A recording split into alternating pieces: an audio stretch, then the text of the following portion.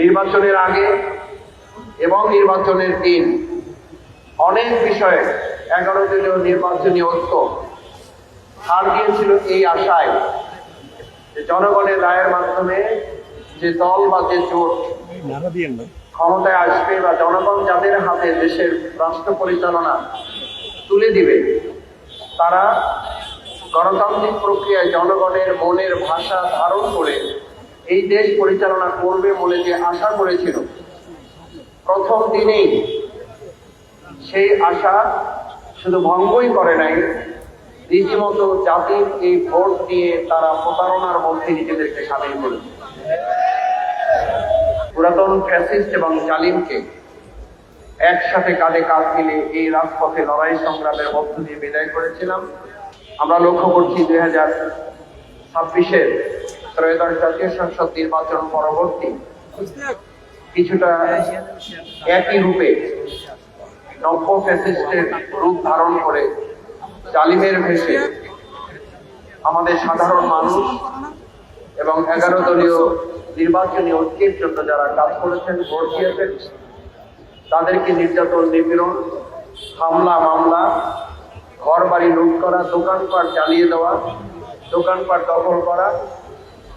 এই সামগ্রিক কার্যক্রমগুলো দ্বারা আমাদের দেশবাসীকে ইতিমধ্যে অতিষ্ঠ করে তোলা হয়েছে।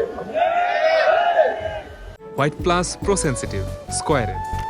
মাঠের বাইরেও তো আমরা এভাবে দেশপ্রেম দেখাতে পারি। এটা অত্যন্ত ন্যাক্কারজনক এবং আমাদের জন্য দুর্ভাগ্যের যে আশা নিয়ে আমরা একটা জাতীয় সংসদ এবং গণভোটের মতো নির্বাচন অনুষ্ঠিত হয়েছে।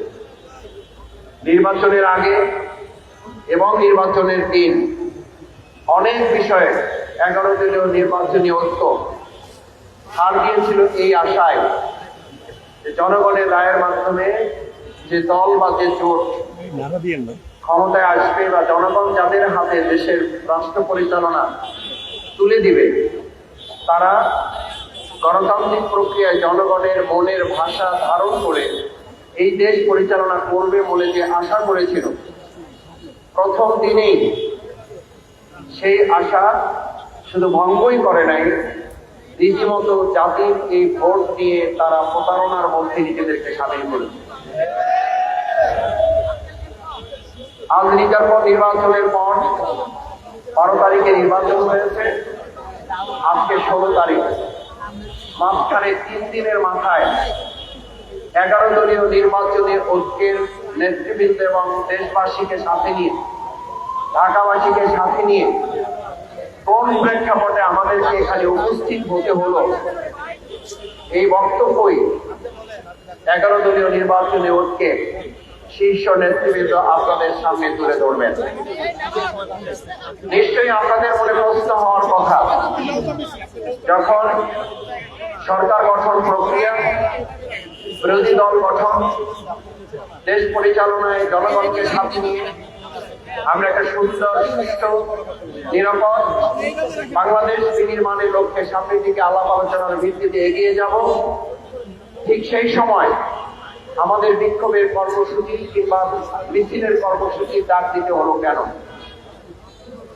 আমাদেরকে আবার রাজপথে আসতে হলো কেন? আমরা বারবার বলেছি,